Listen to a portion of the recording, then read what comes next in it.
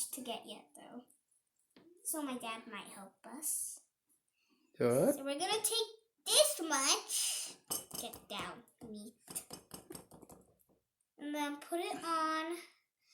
And so now, then we shaped it.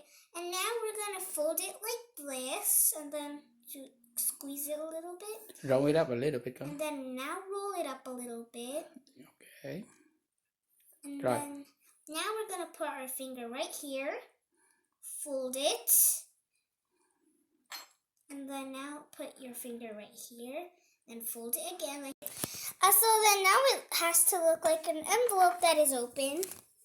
And now I'm going to take a scoop of egg. Not too much though. Put it on the egg roll. Then smear it around.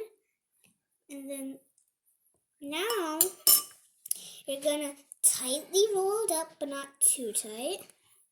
And then that's how you make an egg roll. And then now later we're going to fry it.